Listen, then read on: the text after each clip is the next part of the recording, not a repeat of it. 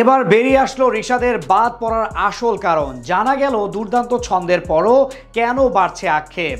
এর আগে মাত্র 4 ম্যাচেই শিকার করেছিলেন 8 উইকেট, এমনকি প্রথম 2 ম্যাচে 6 উইকেট শিকার করে রীতিমতো দলকেও জিতিয়েছেন টাইগার লেগি। এছাড়া মুলতানের বিপক্ষেও ছিল আরও 2 উইকেট।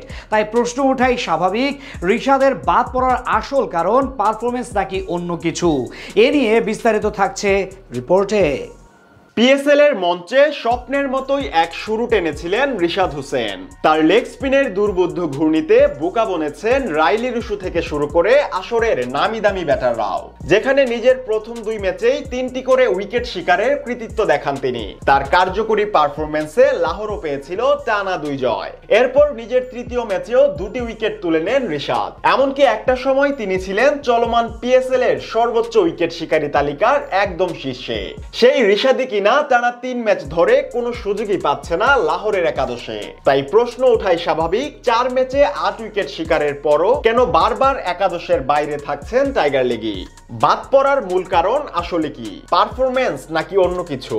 এই প্রশ্নের উত্তর পেতে চলুন এবার লাহোরের বিদেশি ক্রিকেটারদের নিয়ে একটু চুলচেরা বিশ্লেষণ করা যাক। এবারের আসরে লাহোরের একাদশে নিয়মিতই খেলছেন 3 বিদেশি, অর্থাৎ তাদের জায়গা রীতিমতো অবধারিত বললেও চলে। তবে লাহোরের 4 নম্বর বিদেশি হিসেবে সবচেয়ে বেশি ম্যাচ খেলেছেন রিশাদি। এছাড়া নামিবিয়ার ক্রিকেটার ডেভিড ভিসা খেলেছেন 1 ম্যাচ, আর ইংলিশ ক্রিকেটার টম কারেন খেলেছেন 3টি ম্যাচ। এদিকে ভিসা আর কারেন দুজনই পেস বোলিং অলরাউন্ডার, অন্যদিকে রিশাদ হলো লেগ স্পিনিং অলরাউন্ডার। ফলে স্বাভাবিকভাবেই যে উইকেটে স্পিনারদের দাপট বেশি সেখানে রিশাদেরই খেলার কথা, আর যেখানে পেসারদের দাপট সেখানে কারেন আর ভিসারই একাদশে থাকার কথা।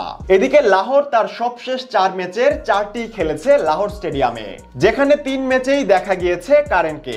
প্রথম 2 ম্যাচে 1টি করে উইকেটও পেয়েছেন তিনি। তৃতীয় ম্যাচটি ছিল বৃষ্টির কারণে পরিত্যক্ত। অন্যদিকে এই একই মাঠে ছিল রিশাদের সবশেষ অর্থাৎ 4 নম্বর ম্যাচ, যেখানে 2 ওভারে 18 রান দিয়ে কোনো উইকেটেরই দেখা পাননি টাইগার লেগি, আর এরপর থেকেই আছেন একাদশের বাইরে। এদিকে পরিসংখ্যান বলছে লাহোরের এই স্টেডিয়ামে সর্বোচ্চ উইকেট শিকারীর 4 জনই পেসার, যেখানে সবচেয়ে বেশি 45 উইকেট নিয়েছেন শাহিন শাহ আফ্রিদি। তাই পেসার বান্ধব উইকেটের অনেকটাই প্রভাব আছে রিশাদের বাদ পড়াতে। যদিও এই মাঠে বেশি উইকেট নেওয়া স্পিনারদের মধ্যে প্রথম 4 জনই লেগ স্পিনার, যেখানে সবচেয়ে বেশি উইকেট আফগান তারকা রশিদ খানের। এর আগে লাহোরের হয়ে খেলেছেন রশিদ, যেখানে তার শিকার সংখ্যা 22।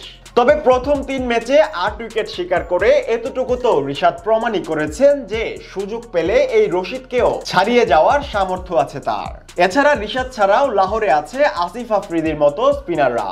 তাছাড়া ব্যাটিং এর পাশাপাশি স্পিনেও যথেষ্ট কার্যকর সিকান্দার রাজা।